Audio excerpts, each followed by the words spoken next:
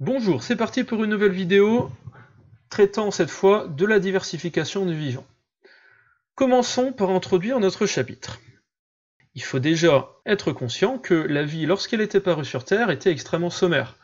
Le premier être vivant est apparu sur Terre, on suppose qu'il ne s'agissait que d'une cellule sans grand-chose à l'intérieur, donc rien à voir avec les formes de vie actuelles qui sont extrêmement complexes. Aujourd'hui, on a des végétaux, des animaux extrêmement divers et variés, avec des organisations extrêmement compliquées.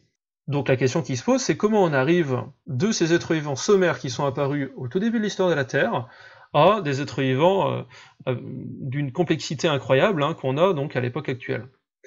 Donc il faut bien s'imaginer que tous ces événements-là qui vont entraîner la complexification du vivant, ça va pas se faire en quelques jours, ça va être des processus extrêmement longs. Et ces processus, donc qui sont les processus de l'évolution, ils vont nécessiter qu'il y ait des apparitions de nouveaux caractères à un moment donné. C'est-à-dire que, progressivement, de nouvelles caractéristiques vont apparaître sur les êtres vivants, et ces nouvelles caractéristiques vont ensuite être sélectionnées ou non, donc par des processus de sélection naturelle. Alors, tous ces processus-là de sélection naturelle, mais également de dérives génétiques, etc., feront l'objet d'une autre vidéo après. Nous, ce qu'on va s'intéresser dans le chapitre, c'est tout d'abord comment la vie est capable de produire de la diversité. Et donc, c'est ensuite, grâce à cette diversité, finalement, que l'évolution des espèces va pouvoir avoir lieu.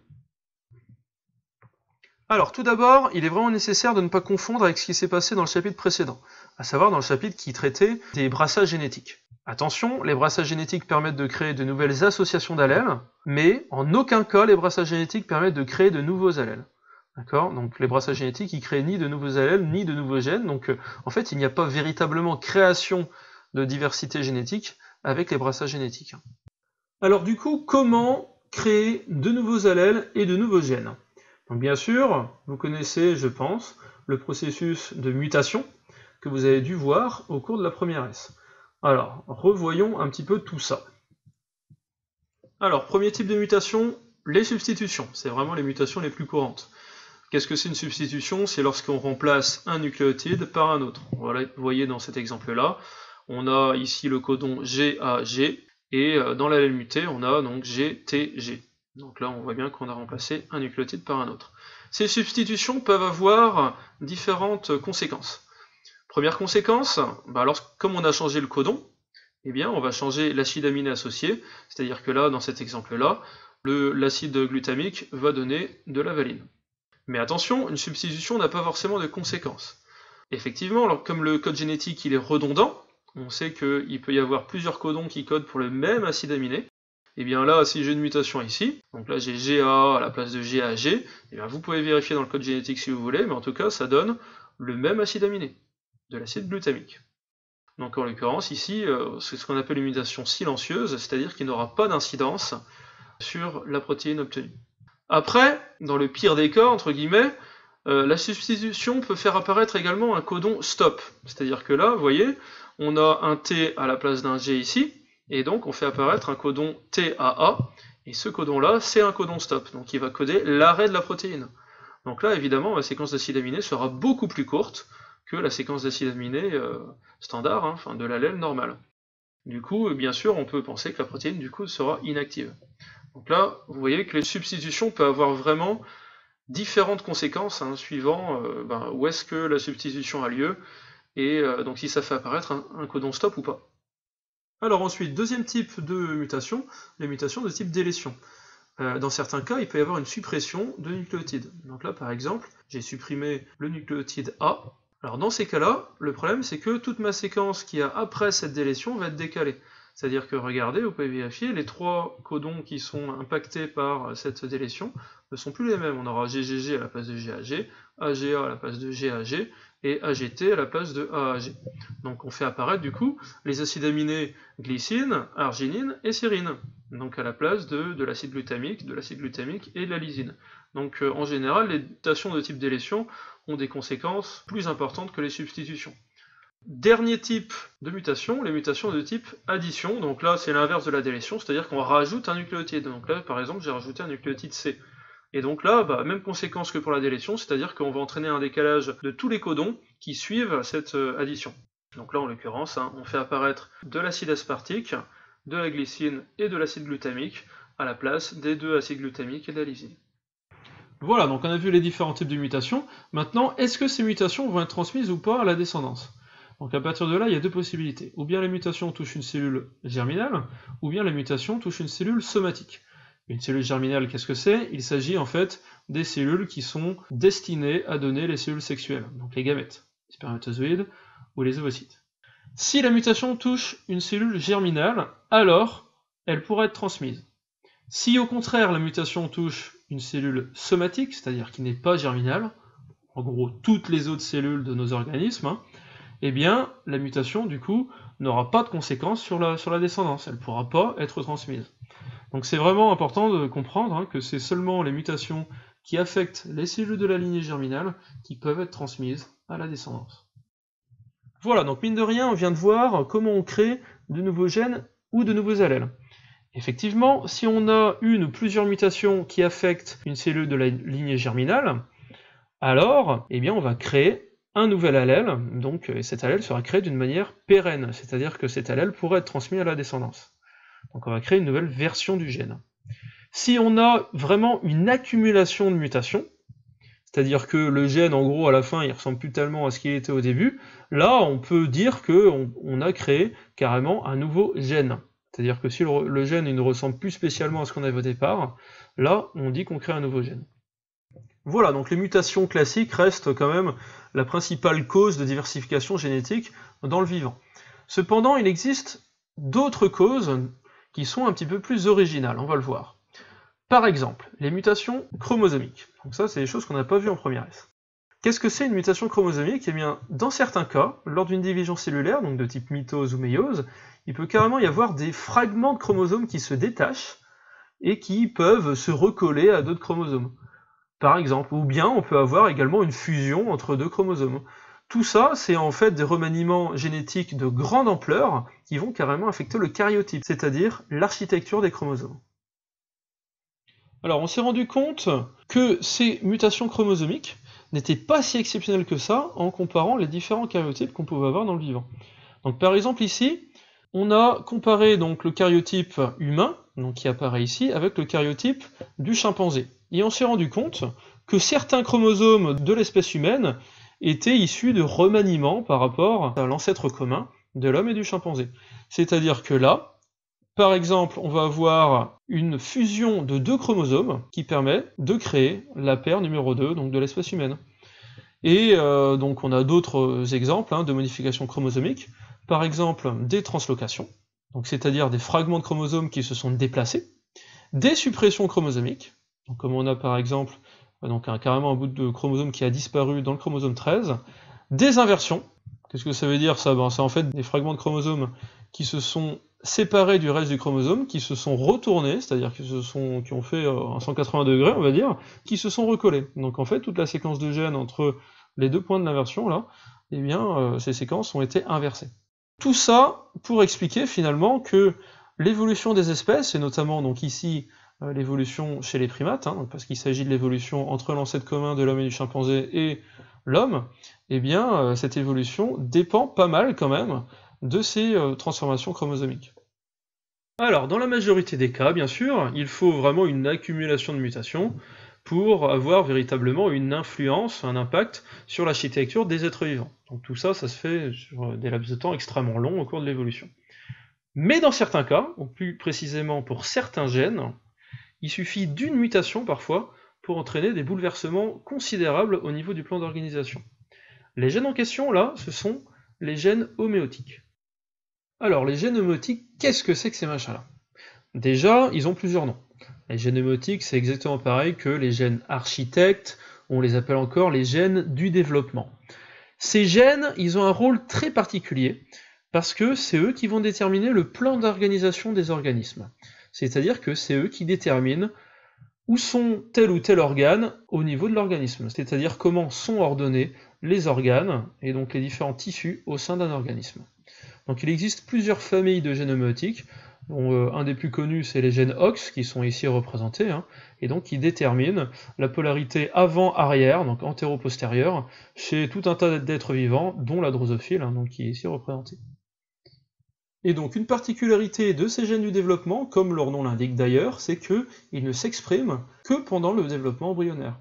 Alors quand je dis qu'ils s'expriment, ça veut dire qu'ils produisent des ARN messagers, puis des protéines. C'est-à-dire qu'en gros, les gènes, ils ne servent que pendant le développement embryonnaire. Après, dès la naissance, les gènes du développement ne servent plus à rien. Mais donc ces gènes sont vraiment extrêmement sensibles, parce qu'une seule mutation dans un de ces gènes du développement, dans un de ces gènes homatiques, peut entraîner du coup une modification complète du plan d'organisation. Exemple, regardez cette mouche. Qu'est-ce qu'elle a sur la tête? Des pattes. D'accord, on voit qu'il y a les articulations, etc. Il s'agit de 2 pattes et non pas d'antennes. En fait, là, il s'agit d'un mutant Antennapédia, c'est-à-dire qu'il y a une mutation sur le gène homotique Antennapédia, et cette mutation, qui est une seule mutation, va entraîner le fait que notre mouche, elle se retrouve avec des pattes sur le pif à la place d'antennes, ce qui est quand même un truc assez incroyable. Autre exemple, les mutants ultrabithorax, donc toujours chez la drosophile, là encore une fois, une seule mutation sur le gène UBX, ultrabithorax, entraîne la présence de 2 thorax identiques, à la place d'un seul chez une drosophile normale. Donc là, encore une fois, vous voyez qu'une simple mutation peut entraîner un bouleversement quand même considérable du plan d'organisation de notre organisme. Alors par contre, là où ça se complique et que ça devient subtil, c'est qu'un gène homéotique peut être impliqué dans une modification du plan d'organisation d'un organisme sans pour autant être muté. Alors comment est-ce possible? Donc pour cela, il faut vraiment comprendre comment l'expression des gènes se déroule. Tout d'abord, on a une transcription. La transcription, qu'est-ce que c'est? C'est la création d'un brin d'ARN messager à partir de notre brin d'ADN transcrit. Cet ARN messager va ensuite se détacher de l'ADN pour ensuite sortir du noyau, par les pores nucléaires. Et c'est ensuite dans les cytoplasmes que l'ARN messager va être traduit par ce qu'on appelle un ribosome, c'est-à-dire une machinerie cellulaire et protéique, qui va avoir pour rôle du coup d'associer les différents acides aminés en fonction des différents codons qui seront lus. Donc le ribosome se fixe du coup sur l'ARN messager et il va donc fixer les différents acides aminés qui correspondent aux différents codons. Et donc le ribosome va glisser le long de l'ARN messager afin donc à chaque étape d'associer l'acide aminé correspondant. Voilà, et ça continue comme ça pendant tout le long de la séquence du gène, jusqu'à ce qu'on ait un codon stop qui entraîne du coup l'arrêt de la traduction de la protéine. Ça continue, ça continue, ça continue. Voilà, et jusqu'à ce qu'on obtienne un codon stop, et là à ce moment-là, le ribosome se détache et s'en va. Et donc, la chaîne d'acides aminés est libérée. Donc ça, c'est l'expression d'un gène. Un gène, pour être exprimé, il faut qu'il donne un ARN messager, puis que l'ARN messager soit traduit en protéines. Si je récapitule, ça donne ça. C'est-à-dire qu'on a une étape de transcription, puis une étape de traduction. Là où ça se complique, c'est que cette étape de transcription, notamment, peut dépendre de facteurs extérieurs, c'est-à-dire d'autres protéines en général, qui peuvent se fixer sur l'ADN et donc favoriser cette transcription. Et ces facteurs de transcription, donc ces protéines qui vont permettre cette expression du coup du gène, eh bien ces facteurs vont être également codés par d'autres gènes.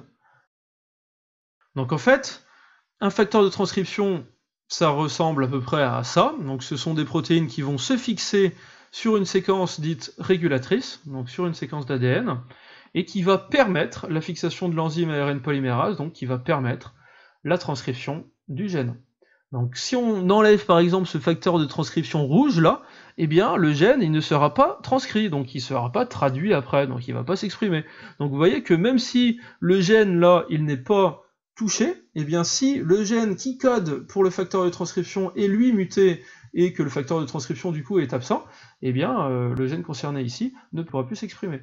Donc c'est pour ça que on peut avoir des modifications de l'expression du gène sans pour autant que le gène lui-même présente une modification. Donc tout ça c'est extrêmement compliqué, donc en fait il y a plusieurs couches de gènes qui se régulent les uns les autres, etc. Donc voilà, on va pas non plus rentrer dans les détails, mais il y a des processus de régulation là extrêmement complexes.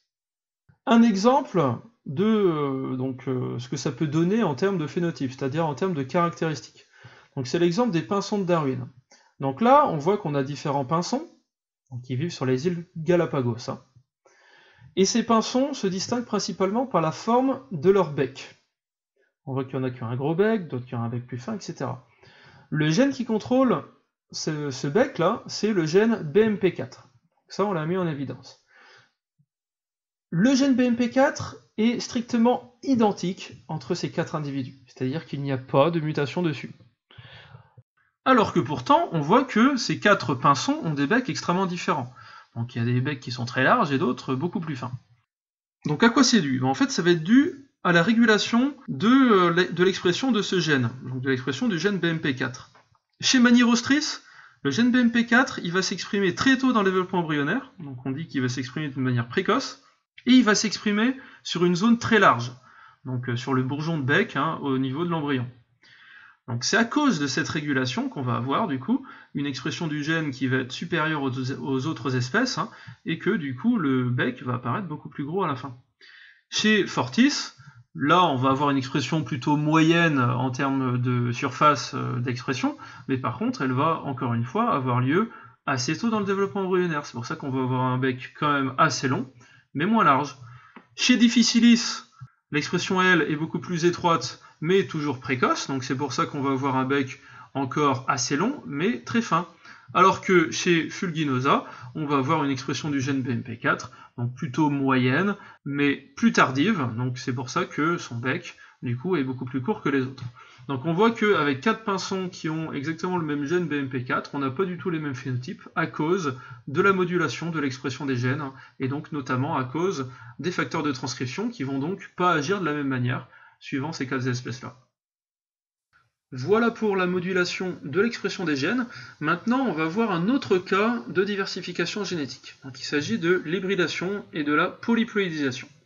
Alors, il faut bien dire, c'est quand même un terme assez barbare, donc on va voir ce qui se cache derrière. Alors déjà, l'hybridation. Qu'est-ce que c'est?